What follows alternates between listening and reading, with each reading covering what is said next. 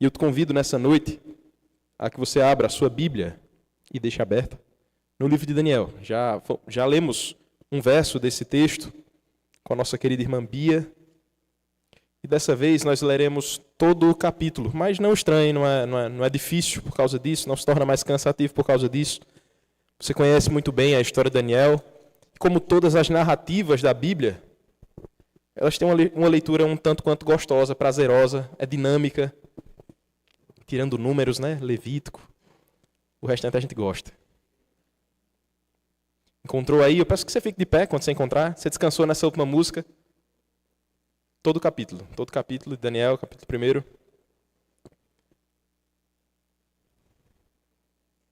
Vamos fazer uma leitura alternada? À medida que você encontrar, fique de pé. Lá em Boqueira a gente diz amém ou misericórdia. Aqui eu sei que é diferente. Aí você fica de pé que eu posso ter noção de quantos ainda falta. A gente espera, não tem pressa não. Timóteo disse que era até meia-noite hoje. Tá valendo.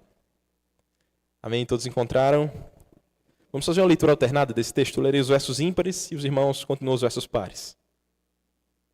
No ano 3º do reinado de Joaquim, rei de Judá, veio Nabucodonosor, rei da Babilônia, a Jerusalém e a sitiou.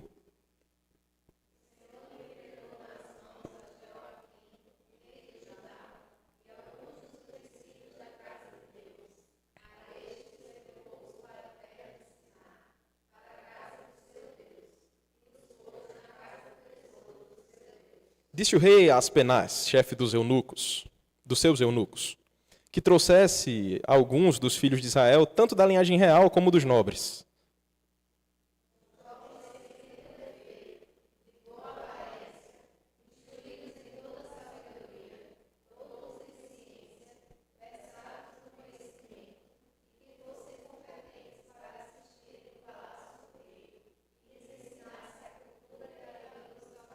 Determinou-lhes o rei a ração diária das finas iguarias da mesa real e do vinho que ele bebia, e que assim fossem mantidos por 3 anos, ao cabo dos quais assistiriam diante do rei.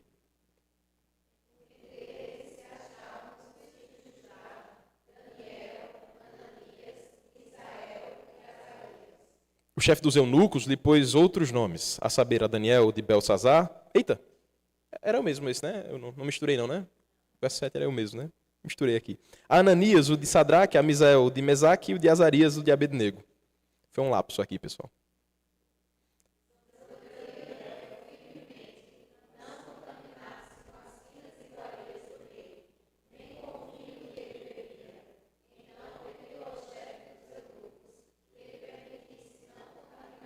Ora, Deus concedeu a Daniel misericórdia e compreensão da parte do chefe dos eunucos.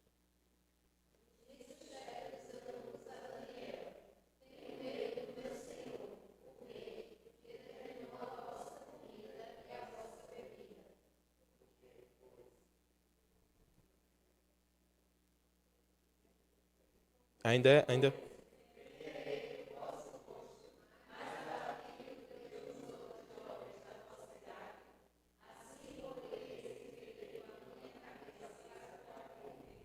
Então disse Daniel ao cozinheiro-chefe, a quem o chefe dos eunucos havia encarregado de cuidar de Daniel, Ananias, Misael e Azarias.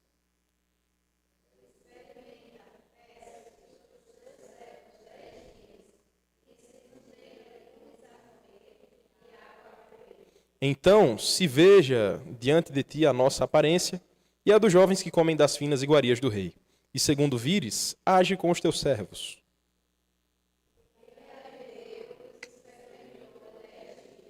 No fim dos 10 dias, a sua aparência era melhor. Estavam eles mais robustos do que todos os jovens que comiam das finas iguarias do rei.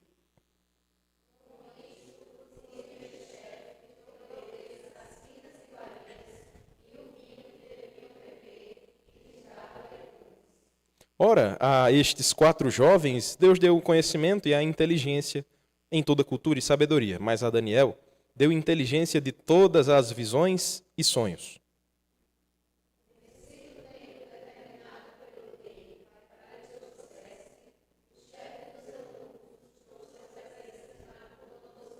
Então, o rei falou com eles, e entre todos não foram achados outros como Daniel, Ananias, Misael e Azarias. Por isso passaram a assistir diante do rei.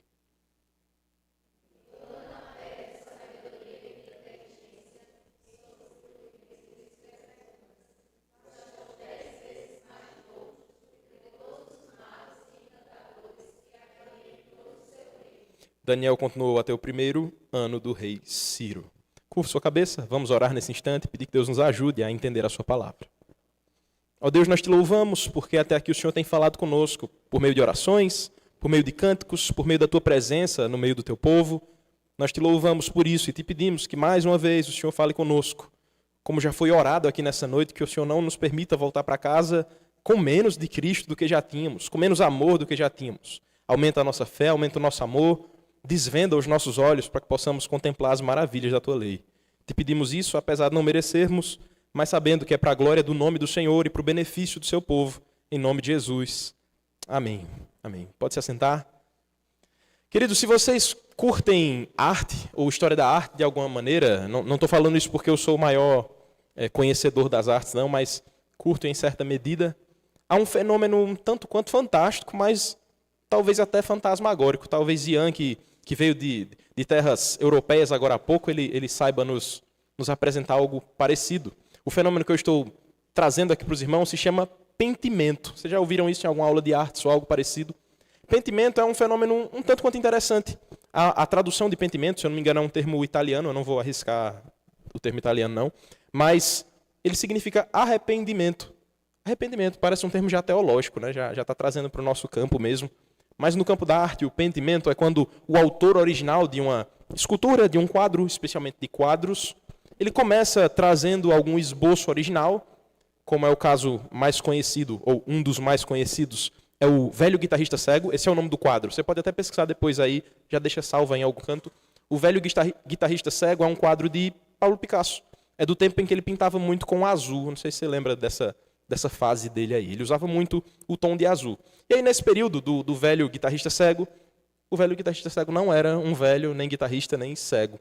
No começo do quadro era uma mulher. Não sabemos o que é que ele queria fazer, mas ele começou pintando uma mulher, de alguma forma, desistiu no meio do percurso, passou óleo por cima, outras camadas de tinta, mais tinta, mais tinta e mais tinta, e fez o Velho Guitarrista Cego, como nós conhecemos, um de seus quadros famosos também. O pentimento, esse fenômeno que eu apresentei aos irmãos, ou tento apresentar aos irmãos de alguma maneira, é esse evento de que havia um esboço, havia uma ideia, havia uma pintura original, e foi adicionada tinta, tinta, tinta, novas camadas para cobrir aquele outro esboço, deixando somente a obra definitiva ou aparentemente definitiva, tentando esconder a ideia original do autor. O pentimento, de fato, se chama quando essa tinta que foi adicionada acima começa a secar. Acho que alguns aqui têm habilidades com artes, já devem ter percebido isso. A depender do óleo ou do tempo em que o óleo fica sobre a tela, ele acaba sendo absorvido. Alguma química, alguma reação química, eu não sei explicar isso, não entendo nada disso. De alguma forma, aquela tinta que foi colocada em cima, ela vai sumindo. E do nada, aquele quadro que era para ser um guitarrista começa a ter nariz feminino, um cabelo mais longo, vão surgindo outras coisas, outros traços, em cima de uma pintura. Aliás, em cima não, atrás de uma pintura que estava ali. Isso é maravilhoso. Imagina só, você visita um museu uma vez e está ali um quadro de Pablo Picasso, você volta lá 50 anos depois, se você tivesse esse privilégio, você volta 50 anos depois e o quadro está diferente, ele tem uma orelha aparecendo ali onde não tinha orelha antes. Esse é o pentimento. O que é que isso tem a ver com Daniel? Daniel está pintando algum quadro? Daniel é um quadro? Tá, a gente pode até considerar que Daniel seja um quadro. É um quadro até um pouco complicado. Ele tem 7 capítulos de narrativas que você conhece muito bem. Tem Cova do Leão, tem Fornalha de Fogo, tem essa parte da comida aí. E tem outros capítulos que a gente passa longe às vezes, né? A gente pula, porque eles são meio apocalípticos. A gente pode até chamar Daniel de o Apocalipse do Antigo Testamento. Mas, pensando nesse quadro que Daniel está vivendo, ele seria o esboço original. Daniel, de fato, é aquele homem que está sendo colocado no cavalete. Ele e os seus amigos estão sendo colocados diante de um artista, e esse artista parece que não é o nosso Deus, é a Babilônia. A Babilônia está olhando para Daniel, para Misael, Ananias, Azarias, e tentando passar novas camadas de óleo. A Babilônia está tentando fazer pentimento em cima de Daniel. Tem aquela imagem que Deus criou, os nomes que Deus criou, a comida que Deus criou, o estilo de vida que Deus criou para o povo judeu, e a Babilônia, de uma maneira um tanto quanto inusitada, e a gente vai trabalhar isso daqui a pouco, captura esses homens, tenta mudar até o seu nome, a forma como eles se vestem, a forma como eles adoram, a forma como eles comem. Esse é o pentimento que a Babilônia tenta fazer sobre os nossos queridos amigos dessa história. Você conhece muito bem essa história. Eu pretendo não tomar a lógica de um sermão convencional, não trarei os pontos aqui, a gente vai seguir simplesmente o fluxo do texto, as 3 cenas que estão bem nítidas aí no texto, talvez ainda não esteja tão nítida para você, a gente vai chegar nisso daqui a pouco. Mas eu te convido a olhar para esse texto percebendo o movimento que há nele, percebendo as tintas, as cores, as nuances que estão aí nesse texto, para que a gente possa olhar para a nossa vida também. Talvez você não veja a Babilônia que está ao seu redor, talvez você não se veja como Daniel, mas é sobre você também essa história. Essa história fala sobre redenção, fala sobre um Deus que preserva o seu povo, está falando de você, está falando de mim também. Eu te convido mais uma vez a olhar para esse texto. Você já conhece um pouco essa história, você já conhece um pouco a história de Daniel, e olhando para esse texto, veremos nos versos 1 até o 7 a primeira transição desse texto, o primeiro movimento desse texto. A gente poderia chamar até de o contexto do texto. Ele está bem claro aqui para nós. Olhe com atenção para os detalhes que estão aí. Talvez na nossa leitura inicial não tenham ficado tão claros para você. Veja o que ele diz. No ano 3º do reinado de Jeoaquim, rei de Judá, veio Nabucodonosor, rei da Babilônia, a Jerusalém e a sitiou. Você sabe muito bem que esse sitiar não é amigável, não é, opa, sou aqui seu vizinho, sou seu amigo, seu parceiro, vamos conversar, vamos fazer negócios. Certamente não era isso que estava acontecendo. E o texto deixa bem claro, à medida do avanço dele, o que é que estava acontecendo. No verso 2 é dito que foi o próprio Senhor que entregou nas mãos de Joaquim, nas mãos a Joaquim, rei de Judá, e alguns dos utensílios da casa de Deus. A estes levou-os para a terra de Siná, para a casa do seu Deus, e os pôs na casa do tesouro do seu Deus. O que é que vocês estão vendo aí? É um sequestro de fato. É um roubo, de fato, um rapto, de fato. Aquele povo que estava acostumado com a sua vida ordinária, com seus hábitos comuns, a sua adoração comum, que talvez estivessem já precisando, de fato, de um balançado desse que Deus trouxe. O próprio Deus usa um povo babilônico, os caldeus, Nabucodonosor e os seus homens, para poder sacudir um pouco a estabilidade de Israel. Israel tem agora as suas terras invadidas, os seus bens mais caros e de maior valor espiritual, maior valor teológico para eles ali também surrupiados. Agora eles estão todos reféns, estão todos na terra dos inimigos do povo de Deus. E o verso 3 continua dizendo para nós: disse o rei a Aspenaz, chefe dos seus eunucos, que trouxesse alguns dos filhos de Israel, tanto da linhagem real como dos nobres. Havia uma pesquisa aqui, pega o que tiver de melhor lá. Pega o que tiver na nata de Israel, traz os melhores homens, os mais nobres, os mais poderosos, para a gente ver do que é que eles são capazes, para a gente ver o que é que eles consomem lá, o que é que eles têm de lá. Vamos ver se a gente está no mesmo patamar deles. Há uma espécie de comparação aqui. Se eles forem melhores, a gente aprende com eles. Se eles forem piores, a gente doutrina aqui e eles se tornam nossos homens. E o verso 4 vai dizer as categorias desses homens aí.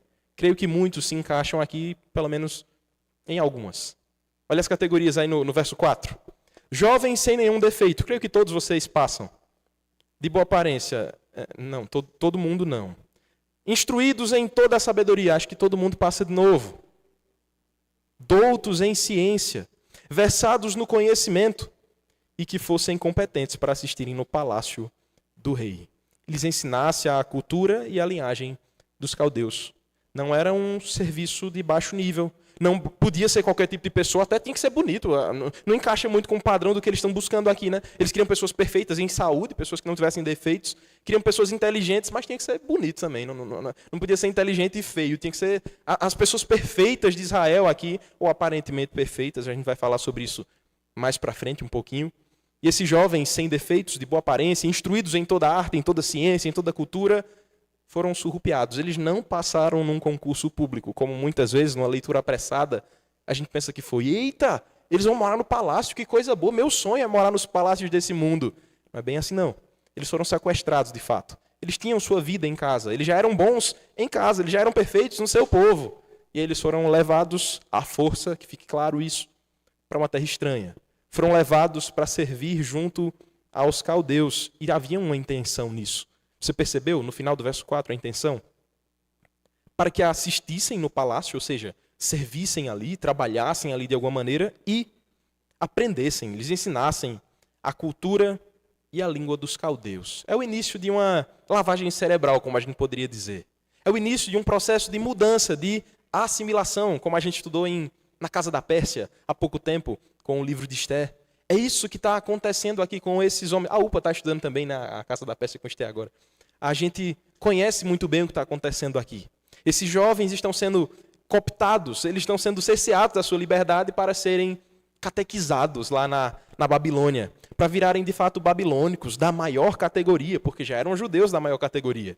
E o texto continua avançando no verso 5, dizendo determinou-lhes o rei a ração diária, das finas iguarias da mesa real e do vinho que ele bebia, e que assim fossem mantidos por 3 anos, ao cabo dos quais assistiriam diante do rei. Você entende o que está acontecendo aí no verso 5? O nome disso é sedução. Eles comeriam da comida do próprio rei. O vinho que eles beberiam não era de outra categoria, um vinho de 10 conto, era o vinho do rei. A alimentação deles seria a alimentação do próprio rei, o lugar que eles moravam era do próprio rei. Para quê? Para que eles olhassem para trás e dissessem, eita, lá em Judá não tinha essas coisas não. Eu nunca fui acostumado, estou ficando mal acostumado, estou gostando disso aqui. Estou começando a gostar desse povo. Eles estão cuidando de mim. Me sequestraram, tudo bem, não é muito confortável, mas eu estou comendo melhor do que eu comi em casa. Em casa era cuscuz e galinha com graxa, e aqui eu estou comendo de todas as finas iguarias do rei. Eu estou sendo nutrido com o que o próprio rei é nutrido. Eu bebo o que o rei bebe. Isso é diferente. Talvez muitos de nós passássemos por isso curtindo esse momento. Talvez muitos de nós passássemos por isso dizendo, isso é que é tratamento para crente mesmo. Babilônia é que é lugar para a gente. Babilônia é que cuida da gente como Judá não soube cuidar. Muitas vezes é isso que acontece quando alguma regalia aparece. Quando algum mimo aparece na vida e a gente pensa que de fato está sendo algo para o nosso bem, quando na verdade está tentando nos tragar, está tentando nos assimilar, está tentando nos moldar aos padrões dessa grande Babilônia. Mas o texto prossegue no verso 6 dizendo, entre eles se achavam dos filhos de Judá, os nomes deles aí. Os personagens aparecendo agora. Quem são esses homens não tão nobres? Esses jovens do verso 4, quem são? Eles têm nome, CPF também, talvez. Daniel, Ananias, Misael e Azarias, que a gente só lembra da versão Sadraque, Mesaque e Abidnego, né? Esses jovens que o texto vai fazer questão de enfatizar os seus nomes originais, várias e várias vezes. Por nós são conhecidos com os nomes que eles não tinham. O nome deles nunca foi Sadraque, Mesaque e Abidnego. Foi uma tentativa de assimilação, tentativa de mudar o RG desses jovens, mas o nome deles está bem claro. E o texto vai enfatizar, a gente vai passar pelo menos 3 vezes pelo nome deles ao longo desses 21 versos. Deus está sendo bem claro quando pede que esteja registrado aí. Esses são os meus filhos. Esses são os meus jovens. Esse é o meu povo. Lembrem do nome deles. Lembre do seu nome. Lembre da sua origem. Os nomes para esse povo tinham muitos significados. A cultura judaica, a cultura dos hebreus, valorizava nomes que remetiam aos significados. Daniel, por exemplo, significa Deus é o meu juiz. Isso tem um peso. Daniel afirma, Deus é o meu juiz por onde anda. Quando ele chega em algum lugar, alguém pergunta, o que é que teu nome significa? Ele diz, Deus é o meu juiz. Isso tem um peso. Isso traz uma marca da raiz desse jovem. Ananias, por exemplo, significa Iavé misericordioso. Que nome maravilhoso, Ananias. Alguma grávida aí, Ananias, para botar? Não? Tá bom. Terceiro, Misael, não é sem mais nem menos não, tá? Nem aquele rapaz lá. Quem é como Deus é o que significa Misael. Quem é como Deus? Uma pergunta é o nome dele. Azarias significa Iavé ajuda, Iavé socorro, ou então Deus é a minha força. E ao passo que eles recebem novas propostas para que os nomes sejam trocados, seria isso que eles perderiam. Seria isso que eles deixariam. Mesmo que não estivessem ouvindo sermões, mesmo que eles não estivessem frequentando alguma igreja, os próprios nomes já eram pregações vivas para que esses jovens lembrassem, Deus é o meu refúgio, quem é como o Senhor, Deus é a minha força, Deus é o meu juiz. O nome deles pregava para eles mesmos, muitas vezes. E a proposta, no verso 7, é que os nomes fossem alterados. Vejam quais eram os nomes aí.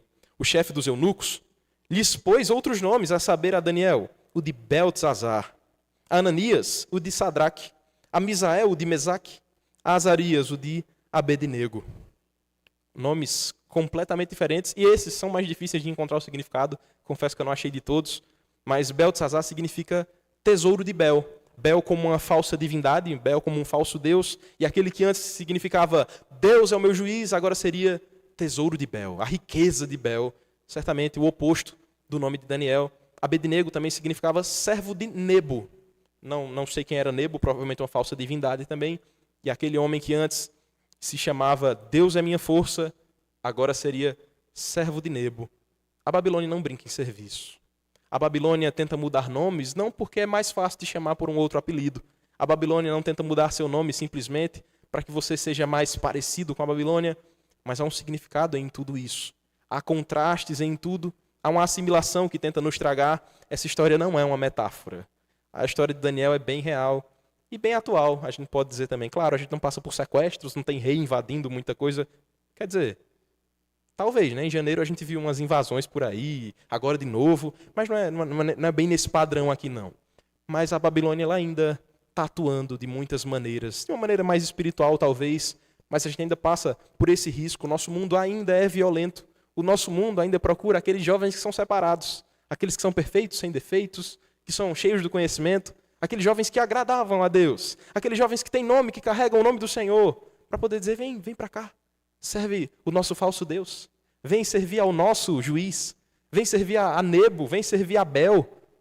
O nosso mundo tenta fazer isso conosco todos os dias. Você, Daniel, você, Ananias, Misael, Azarias, cuidado, não deixe que o seu nome seja alterado por qualquer outro nome. O Senhor te chamou para carregar o nome de Cristo. O Senhor te chamou para carregar o nome do seu povo. As marcas de Cristo estão em você. Embora o seu nome talvez nem tenha um significado tão especial quanto o desses jovens, mas você tem um significado de um Cristo na sua vida. Você tem um Cristo que você carrega. Lembre também que a nossa juventude é um tempo de anos perigosos. Talvez muitos de nós, se recebessem esse convite, imagine aí, se acabou de sair do terceiro ano, entrou na faculdade, ou então o final, né? Terminou o seu curso lá de graduação, foi promovido ao mercado de trabalho, famoso Zé Ninguém, e agora você recebe a proposta. Olha só, larga tudo que você vive, esquece aí. Não, você só não vai poder ir mais para a igreja com seus pais, besteira, você vai ter que servir a trabalhar com a gente aqui o tempo todo, mas o salário é bagatela, assim, 30 conto por mês. Tu vai abrir mão disso? Tu não vai nem precisar pagar moradia nem nada, porque já tem os alojamentos aqui de altíssima qualidade. O Hotel 5 Estrelas de Campina Grande fica no bolso. Vem trabalhar com a gente. Só precisam deixar de lado essas coisas que você pensa, essas coisas que você segue. A gente não pode falar muito de religião aqui. Você topa? É um futuro garantido.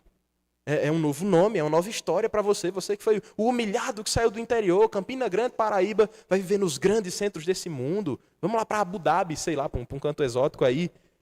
Mas você vai ter que abrir mão de todas as coisas. Talvez você agora, nesse exato momento, que está sentado numa cadeira de igreja, ouvindo um sermão, diga, não, eu nunca faria isso. Mas talvez para o jovem que está lá fora, que acabou de concluir o seu curso, e não tem perspectiva de onde trabalhar, quer trazer algum retorno para os seus pais, dizer, olha mamãe, olha papai, eu tive sucesso na vida. Ele diga, essa oferta é boa, essa oferta vale a pena. É só fé. Eu posso manter a minha fé só aqui dentro. Por fora eu me torno um babilônico, por fora eu me torno alguém igual a todos e vou ter sucesso nesse mundo. Cuidado. Os convites da Babilônia, eles existem e nessa nossa fase, a fase mais jovial, assim, a gente costuma ter uns hormônios que mexem com as nossas decisões, a gente acaba passando os pés pelas mãos, ou pior, cuidado. Esteja sempre vigilante e alerta. Um exemplo muito claro disso está na obra conhecida por todos nós, de John Bunyan, o peregrino. Já no final do livro, na caminhada desse peregrino cristão, ele encontra um dos seus grandes amigos chamado o Fiel. Fiel e Cristão estão caminhando e eles chegam até a Feira das Vaidades. Você conhece a Feira das Vaidades, não conhece?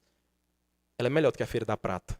É melhor do que a Feira Central. E olha que na Feira Central você encontra de tudo. É tipo uma Shopee, só que sem estar na internet. Você encontra de tudo. A Feira das Vaidades eu suponho que seja ainda mais atrativa. A Feira das Vaidades, ali retratada por Bunyan, tem exatamente tudo o que você procura. Ah, eu estou solteiro. Lá tem. Você encontra pessoas para você se relacionar. Ah, é porque a pessoa que eu me relaciono é ruim, então lá tem melhores. Eu preciso de algo que me locomova melhor. Lá tem, você encontra tudo isso. Na Feira das Vaidades desse mundo, nós somos chamados a comprar, gastar, nos incluir, fazer parte, até que na história lá de Bunyan, Cristão e Fiel percebem que aqueles que compram, que vendem, que negociam com a Feira das Vaidades, por ali mesmo ficam. Não há a ideia de te libertar. Venha, pegue somente o que você precisa e depois vá embora e continue servindo ao seu Deus. Nada disso. A Feira das Vaidades quer que você se torne um feirante mesmo. A Feira das Vaidades quer que você seja somente mais um produto. A Feira das Vaidades quer que você fique ali, sente, fique na roda dos escarnecedores. Aquela ideia do Salmo 1, de fato. Até que, em determinado momento, você deve conhecer a história, um desses dois homens, o Fiel, ele morre na Feira das Vaidades. Não porque comprou nada, mas justamente porque ele percebeu a pecaminosidade daquela feira.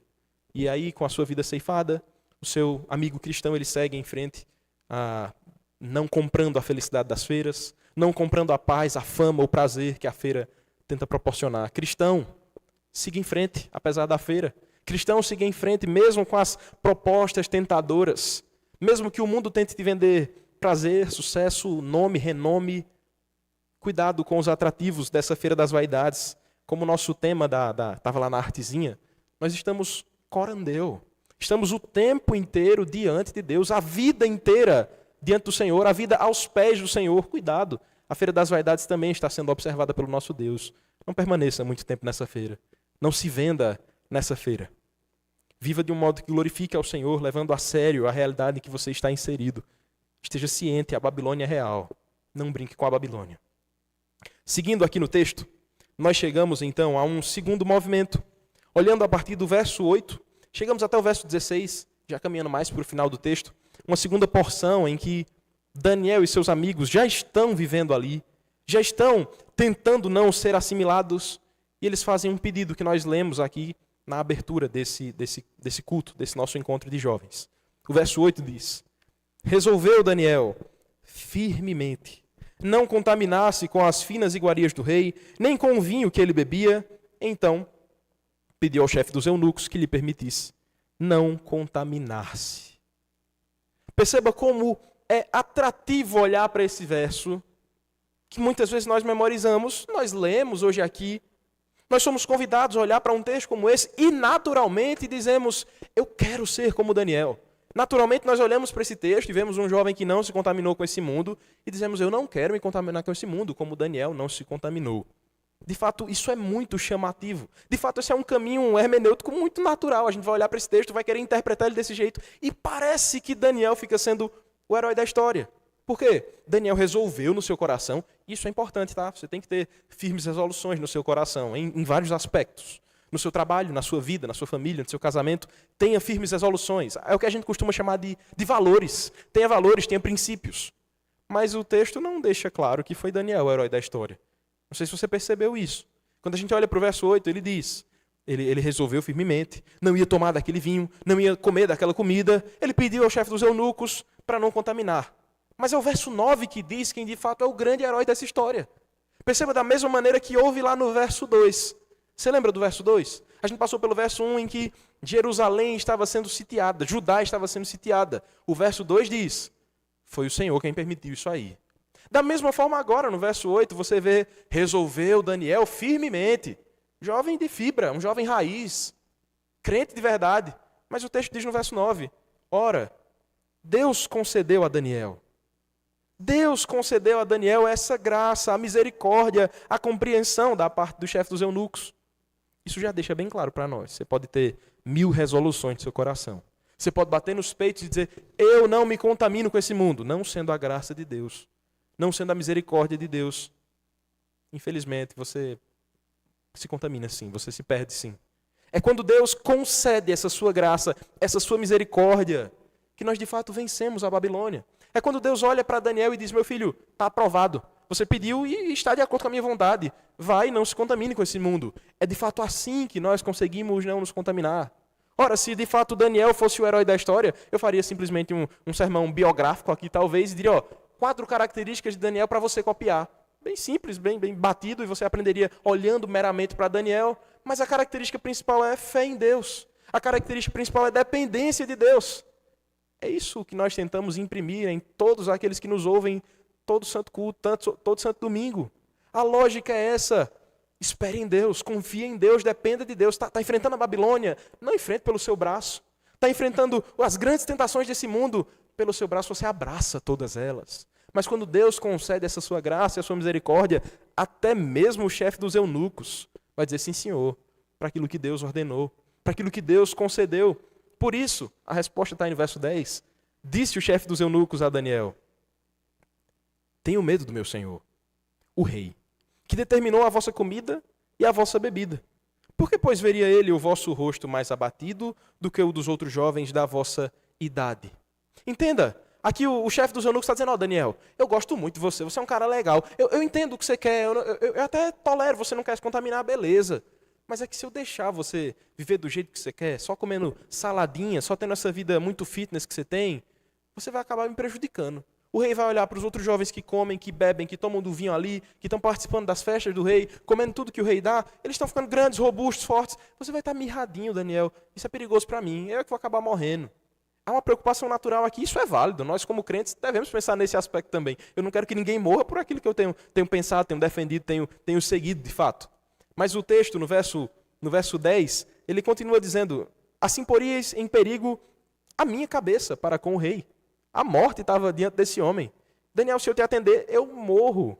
E o verso 11 nos diz: então disse Daniel ao cozinheiro-chefe, a quem o chefe dos eunucos havia encarregado de cuidar Daniel, Ananias, Misael e Azarias. Verso 12, experimenta, peço-te, os teus servos 10 dias, e que se nos deem legumes a comer e água a beber. Que dieta, que dieta. Acho que só uns 2 aqui na igreja que seguem essa. Eu passo longe de legumes há muito tempo, de água eu estou começando a passar longe agora também, mas de legumes eu já passo desde que eu nasci. Eu não fazia essa dieta, Daniel. Talvez eu fosse um dos que preferiam as comidas do rei, naturalmente. É por isso que a gente olha para essa história e parece meio louca, né? Ela é um pouco louca, de fato. Hoje a gente sabe, por estudos modernos aí e tal, que legumes e água são até uma dieta boa, não sozinhos, né? Precisa de outras coisas. Mas não é simplesmente por um recurso nutricionístico aqui, não, que esses homens vão ficar mais fortes. Não tem só a ver com nutrição, é de fato graça de Deus, como nós vimos no verso 9. E o verso 13 diz: então se veja diante de ti a nossa aparência e a dos jovens que comem das finas iguarias do rei. E segundo vires, ages com os teus servos. Há um desafio aqui, novamente, aquela firmeza, aquela resolução firme que exige, de fato, riscos, sacrifícios. E Daniel está dizendo: olha, se não funcionar, faça o que você bem quiser.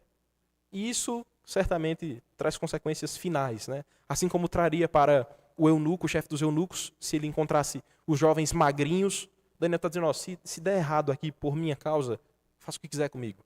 Faça o que você bem entender com a minha vida. Claro, ele confiava em Deus, claro, ele sabia o que o Senhor estava fazendo aqui.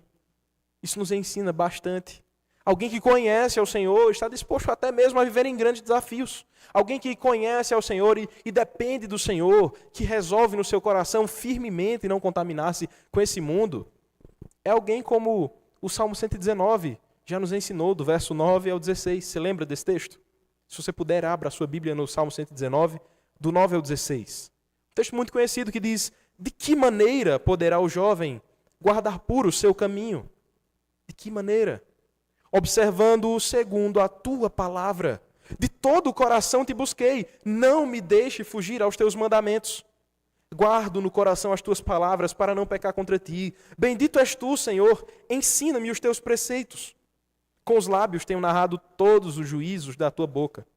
Mais me regozijo com o caminho dos teus testemunhos do que com todas as riquezas. Meditarei nos teus preceitos e às tuas veredas terei respeito. Terei prazer nos teus decretos, não me esquecerei da tua palavra.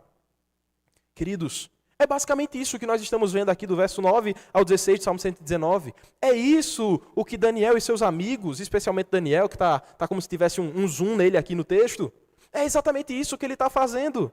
Um jovem dizendo: eu prefiro honrar a Deus antes passar fome nesse mundo do que desonrar ao Senhor. As finas iguarias do rei, as delícias do rei, as festividades do rei não se comparam ao prazer da lei de Deus. Você tem tanto prazer assim na lei de Deus. Você encontra tanta alegria, tanto sabor na palavra do Senhor, que os manjares desse mundo se tornam amargos.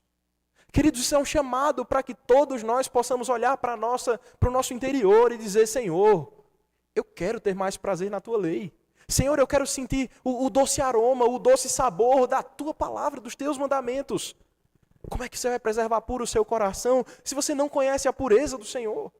Como você vai dizer: eu estou permanecendo firme nesse mundo, se você não conhece a firmeza que vem da palavra de Deus? É um exercício aqui. Se eu quero permanecer firme, eu tenho que estar firmado em algo. E esse algo deve ser a palavra de Deus. Devem ser os mandamentos do Senhor. Lembra do Salmo 1 que nós falamos? Aquele que não anda no conselho dos ímpios, não se detém no caminho dos pecadores, não se assenta na roda dos escarnecedores. Antes, ele tem o seu prazer na lei do Senhor. Se eu não conheço a lei do Senhor, se eu não estou na lei do Senhor, não conheço a palavra do Senhor, eu nem percebo a roda dos escarnecedores. Eu acho que é só uma roda normal. Participo da roda, estou ali. Se eu não conheço a palavra do Senhor, o caminho dos pecadores se torna o único caminho. Se eu não conheço a palavra do Senhor, a roda dos escarnecedores, o conselho dos ímpios, É normal, é atrativo, é nosso, é bom. É por isso que quando você olha para um texto desse, Daniel não é o personagem principal. A resolução de Daniel é uma consequência da palavra de Deus impressa no seu coração, gravada nas tábuas do coração de Daniel. Que assim esteja também no seu coração. Que a palavra de Deus encontre, sim, um terreno firme dentro desse seu coraçãozinho para que as tentações, as plantações, a sementinha do mal desse mundo não consiga germinar aí. Já tem uma semente crescendo. Já tem algo sendo gerado nesse coração. A palavra de Deus. Medite nessa palavra.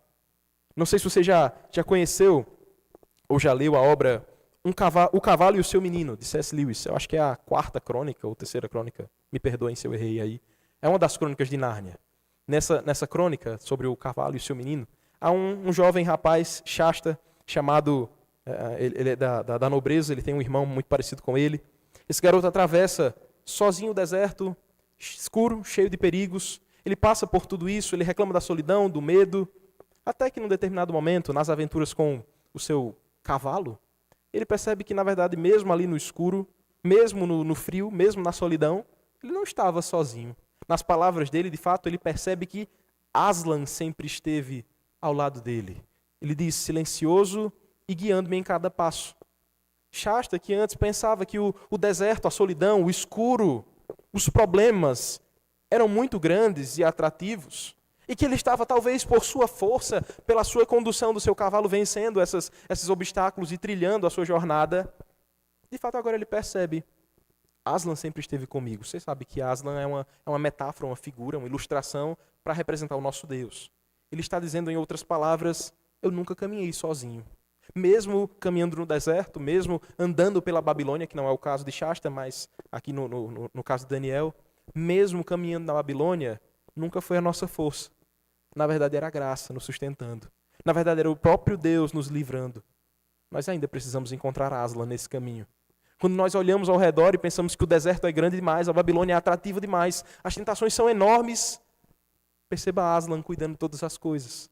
Perceba o Senhor cuidando do seu povo. Perceba o Senhor cuidando do seu coração e te chamando para não olhar mais tanto assim para a Babilônia, e sim para a firmeza que vem dele.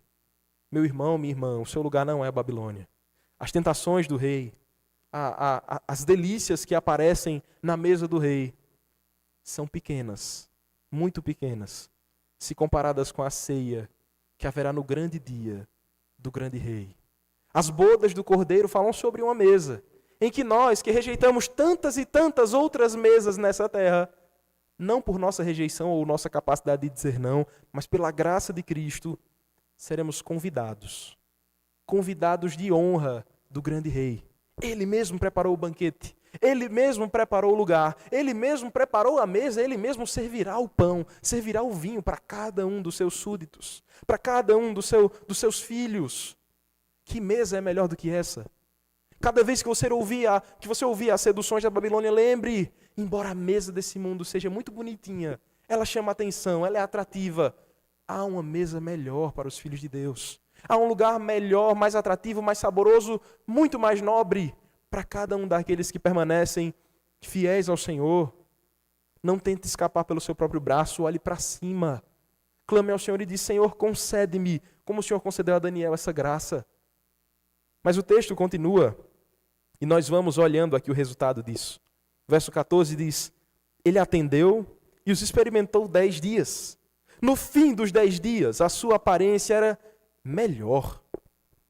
Estavam eles mais robustos do que todos os jovens que comiam das finas iguarias do rei. Com isto, o cozinheiro-chefe tirou deles as finas iguarias e o vinho que deveriam beber e lhe dava legumes. Há uma mudança aqui no cardápio de todo mundo. Eu agora estava sofrendo aí já. O verso 17, ele mostra o último movimento desse texto. Nós chegamos agora ao trecho final, que diz assim, ora, a estes 4 jovens, Deus deu o conhecimento. Mesmo que diga que foram os 4 jovens, o personagem principal está aí novamente. Lembre, verso 2, Deus permitiu que a Babilônia circulasse ali ao redor de Judá. Verso 9, Deus deu a graça a Daniel e aos seus amigos, a misericórdia para serem aprovados ali nesse experimento da comida. Agora, no verso 17, mais uma vez o Senhor encena. Mesmo que não haja um milagre explícito aqui, caiu fogo do céu ou algo do tipo, o texto é bem claro. Ora, a estes 4 jovens, Deus deu o conhecimento. O Senhor concedeu, mais uma vez, a inteligência em toda a cultura e sabedoria. Mas a Daniel deu inteligência de todas as visões e sonhos.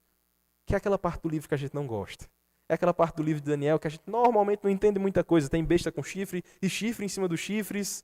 Deixa isso para os pastores mais experientes explicarem. O texto é bem claro e diz que o Senhor concedeu bênçãos a esses homens. Inteligência, conhecimento, virtudes que não viriam deles mesmos. Embora o verso 4 diga que eles já tinham certas características de aptidões, é o Senhor quem vai dando graça a cada um deles. Em especial a Daniel aqui, que superpassa esses homens aí. O verso 18 diz assim: vencido o tempo determinado pelo rei, para que os trouxessem, aqueles famosos 3 anos, você lembra? 3 anos de experimento. O texto diz aí, quando acabou esse tempo, o chefe dos eunucos os trouxe à presença de Nabucodonosor. É hora da verdade, hora da prova. Talvez o Enem, era 3 anos de experimento, é o primeiro, segundo, terceiro ano. Acabou o terceiro ano, faz o Enem valendo aí, é esse momento que eles estão. Vamos ver quem está mais apto no teste físico, esqueci agora o nome do teste físico da polícia, mas eles vão fazer o teste físico aí, TAF. Foi TAF? Valeu, Matheusinho. Eles iam fazer o TAF agora, teste de aptidão física, né? Bem simples. Eles iam fazer o teste agora. Eles iam fazer também um provão de várias áreas, de várias questões, sobre não cultura judaica, e sim cultura babilônica. E agora vem a resposta aí desse teste. Verso 19, então o rei falou com eles, e entre todos não foram achados outros, como Daniel, Ananias, Misael e Azarias. Eita raiva que os outros jovens babilônicos devem ter ficado. Meu amigo, 4 cabas que vêm de outro país, sequestrados, raptados de lá, não conhecem nada da nossa cultura, não conhecem nada daqui. Vem fazer um concurso em Campina Grande, no concurso cai História da Paraíba. Eles fecham a prova de História da Paraíba, os cabas do Rio Grande do Sul, meu irmão. Que raiva. Esses caras da Babilônia perdendo a prova de conhecimentos específicos deles para judeus. Claro, não é mérito dos judeus, nós já vimos aqui. Foi o Senhor quem concedeu tanta inteligência. Foi o Senhor quem deu tanta sabedoria a eles. Daniel, Ananias, Misael e Azarias. Por isso, passaram a assistir diante do rei. Isso é bom ou ruim? Se a gente pudesse continuar em uma sequência de sermões, a gente viria isso. Mas, por enquanto, vamos ter como bom, de fato, eles continuaram ali na presença do Senhor, na presença do rei Nabucodonosor. No verso 20 diz, em toda matéria de sabedoria e de inteligência sobre o que o rei lhes fez perguntas, os achou 10 vezes mais doutos que todos os magos. Uma explicação aqui, magos de fato não é quem soltava bola de fogo pelas mãos, não era nesse sentido. Os magos eram os cientistas desse período, eram os astrólogos, os que entendiam de fato das ciências, os que entendiam de fato da biologia talvez. E ele diz aqui, esses jovens que vieram de outro lugar, passaram 3 anos apenas comendo legumes e água, eles sabiam 10 vezes mais do que os mais capazes dos babilônicos. E ele diz aí, do que os magos encantadores que havia em todo o seu reino. E por fim, o verso 21 diz que Daniel continuou até o 1º ano do rei Ciro. Isso é uma ideia de preservação, de permanência. A gente não vai falar sobre quem foi Ciro, de fato, sobre o reinado desse outro rei. Isso está mais para frente do livro. Em outro momento, talvez a gente consiga chegar nessa parte aí também. Mas, por enquanto, olhando para esses jovens e a sua aprovação nesse grande provão da Babilônia, nós pensamos em algo que nós já vimos em outro lugar também. Daniel e os seus amigos não estavam numa viagem turística. Você lembra disso? Eles foram sequestrados, foram raptados. Eles foram chamados para perder a sua dieta natural e comer outras comidas, ter outros hábitos, outros nomes. O termo mais apropriado é eles foram exilados. Você conhece mais alguém que foi exilado? Mais alguém que passou por algo semelhante, que vivia em toda a sua glória? Alguém que o verso 4 é pouco para descrever? Você conhece alguém que era sem nenhum defeito, de boa aparência, instruído em toda sabedoria, douto em ciência, versado nos conhecimentos e que fosse competente para todas as coisas na face da terra? Você conhece alguém assim, embora Isaías 53 diga que ele não tinha boa aparência? Você conhece alguém que cumpre isso aqui, que bota no chinelo Daniel e os seus amigos? Você conhece? Nós estamos falando de alguém que é muito superior, muito superior. e que olhou para esse nosso exílio aqui, e ao invés de dizer, isso aí é para vocês, sofram vocês, porque vocês merecem, pecadores. Ao invés de dizer isso, ele diz, eu vou, enfrento, vivo, faço por eles. Você conhece alguém que foi exilado no seu lugar? Cristo, aquele que é filho do rei, que é rei como o Pai, que se sacrifica pelos seus. Que ele mesmo, ao invés de, talvez se houvesse um peneirão ali, dissesse assim, e aí, quem vai? Ele diz, eu vou no lugar de Daniel, de Ananias, Misael e Azarias. Eu vou no lugar dos meus. Eu pago o preço por eles. Eu sofro no lugar deles. A comida amarga que ele sofreu ali, que ele tomou ali na cruz, era nossa. Os sofrimentos amargos que seriam dele, que seriam nossos, foram desferidos nele. Você conhece um Salvador maravilhoso. Daniel está passando meramente em uma prova aqui. Isso é bom, isso é louvável. Mas o ato de Daniel aqui não te traz redenção. O ato de Daniel aqui não te mostra a vida eterna, mas aquele que mostra a vida eterna fez algo muito maior por você. Ele desceu, viveu nessa Babilônia, a Babilônia tragou o teu Salvador, e aos olhos dos homens parece que a Babilônia venceu, que o império venceu, que os soldados venceram, mas de fato o seu Salvador, que foi humilhado, desprezado, castigado, que em nada pecou, ele teve uma aprovação muito maior do que essa do final do texto. Não foi o rei da Babilônia que olhou e disse, o cabo é bom mesmo. Não foi. Não foram os poderosos dessa terra que disseram, realmente, ele é bom, ele faz milagres. Não foi. De fato, foi o nosso Senhor que olhou para o seu filho, viu toda a obra sendo consumada e disse, está pago, tetelestai. Não precisa de outro sacrifício. Não precisa mais acontecer isso novamente. De uma vez por todas já foi pago o preço. O exílio acabou, embora ainda estejamos no exílio. Ele tem data marcada para acabar. Ele tem dias contados. Os poderosos desse mundo estão como cachorrinhos na coleira. Não há mais força na Babilônia. A Babilônia não é o fim dos filhos de Deus que estão em Cristo. Nós temos esperança, de fato, olhe para o seu Salvador, que foi exilado por você. Não é suficiente dizer, eu me preservei nesse mundo. Eu não fiz isso, eu não fiz aquilo. Como se fosse um checklist, uma lista que diga, então tá bom, não fez. Tá bom, vai lá para o céu. Não é assim. Não adianta, nem toda a sua pureza moral, nem todo o seu esforço é capaz de te garantir acesso ao reino de Cristo. Mas um simples ato de confiança, de reconhecer que eu não consigo me preservar, de reconhecer que sozinho eu não consigo caminhar nessa terra, que sozinho eu sirvo a Babilônia.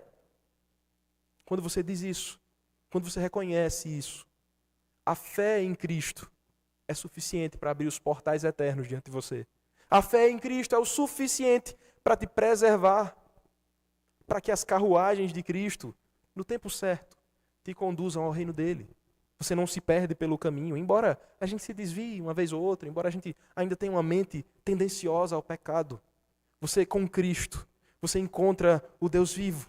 Você com Cristo, você consegue aquilo que Daniel conseguiu, não porque Daniel é estrela, mas porque Daniel sabia o caminho certo. Você descobre o caminho certo também. Em Cristo, nós encontramos solução para a nossa alma. Sabe aquele fenômeno que eu te falei sobre as artes? Sobre os quadros que recebem tinta sobre tinta, tentando cobrir a obra original. Você é a obra original. O pecado tenta cobrir toda a obra original. O pecado tenta, sim, cobrir a imagem e semelhança que você tem do Senhor. O pecado tenta, sim, te tragar. Mas lembre, por mais que os efeitos do pecado surgem, por mais que muitos já estejam irreconhecíveis, isso é fato. O pecado ele não tem domínio sobre a obra original. A intenção original do autor, ela sempre prevalece. Ela sempre aparece. Em uns aparecem mais rápido. Você conhece pessoas que muito cedo, talvez com 6 anos, 7 anos, se converteram ao Senhor e já aparece a obra original ali. Outros talvez demorem 60 anos, 70 anos. Mas os caminhos do Senhor jamais se atrasam. A obra original aparece. Quem tem de fato as marcas, o selo, a pintura do verdadeiro autor da vida, manifestará esses sintomas, esses sinais em algum momento. De fato, todo aquele que foi esculpido e pintado pelo nosso Salvador, em algum momento reagirá à química desse mundo, expulsará essa nova tinta para que a verdadeira tinta apareça. Querido, eu estou te falando isso porque talvez, você ainda esteja um pouco melecado na tinta desse mundo. E eu não estou falando dos trotes que acontecem quando a gente é aprovado no SISU, não. Talvez as tintas desse mundo estejam colorindo demais o seu rosto, e eu não estou falando de maquiagem. Talvez as tintas desse mundo estejam brilhando demais aos seus olhos. Talvez propostas, talvez seduções, talvez sonhos com boa aparência. Não, é pensando na minha carreira. Eu quero retribuir o sacrifício dos meus pais. E talvez de tanto buscar essas coisas, você tem se submetido àquilo que não deveria se submeter. Você tem se tornado aquilo que não deveria se tornar. E eu não te digo simplesmente, vá e desfaça o que você fez. Não é isso que eu estou te dizendo aqui. O que eu estou te dizendo é, de fato, vá, confie em Cristo. Olhe para o que você fez contra Cristo. Olhe para cada ídolo que você ergueu. Olhe para o seu coração que precisa sim ser recalibrado. Confie em Cristo. E aos poucos, cada um desses ídolos perde a cor. As cores desse mundo não são tão belas assim. Quando você percebe de fato o pôr do sol que se ergue todos os dias. Quando você percebe as cores que o Senhor colocou na sua vida todos os dias. De fato, as cores desse mundo perdem o seu valor. Você é chamado nessa noite não a simplesmente dizer, eu quero ser como Daniel. Não. Mas a ir além. A olhar talvez um pouco mais fundo e dizer, eu quero ver o que ele viu. Eu quero ter o que ele tinha para ter tanta convicção. E aí você vai ver que as marcas não são dele, são marcas de alguém que crê no Senhor, que tem uma esperança de um Redentor, alguém que confia toda a sua vida, toda a sua existência ao único e vivo Deus. Querido, o que você precisa não é um manual de instruções de como passar pela faculdade sem me contaminar. Não é isso que você precisa. Você já tem ele. Talvez a gente precise usar mais. O que você precisa todos os dias é lembrar. Esse mundo é de fato uma Babilônia. Eu preciso reconhecer o pecado que está ao redor. Eu preciso caminhar em obediência e fidelidade ao Senhor. Eu preciso confiar no seu cuidado. Eu preciso confiar na provisão que vem dele. E são esses os passos. São essas as etapas. Esse é o caminho daquele que caminha nesse mundo amando a Deus. Daquele que vence esse mundo como Cristo venceu. Vamos orar nesse instante? Ó Senhor, nós te louvamos, porque o teu Filho amado viveu nesse mundo. Nós te louvamos porque não Daniel paga o preço, não Ananias ou seus amigos, mas o próprio Senhor vence por nós. As nossas batalhas, os nossos dilemas, os nossos problemas, as nossas seduções. Ó Deus, muito obrigado, porque no cavalete desse mundo Cristo foi pintado. Há uma cruz que nos redime do nosso pecado, que sobre as nossas telas, o nosso coração, com tantas manchas, com tantas cores erradas, o Senhor pintou uma cruz, para que todos aqueles que confiam no Senhor, para que todos aqueles que confiam no teu Filho, não se percam. Ó Deus, preserva Daniéis nesse mundo. Ó Deus, preserva os teus filhos. Desperta os teus filhos que têm se contaminado. Faz com que nós corramos todos os dias desse mundo para o Senhor, não rejeitando simplesmente as coisas do mundo como se o mundo em si fosse diabólico. Não, ele também é criação do Senhor. Mas para que nós confiemos no Senhor, caminhemos nesse mundo até que cheguemos ao dia final. Ó Deus, preserva o teu povo em nome de Jesus. Amém.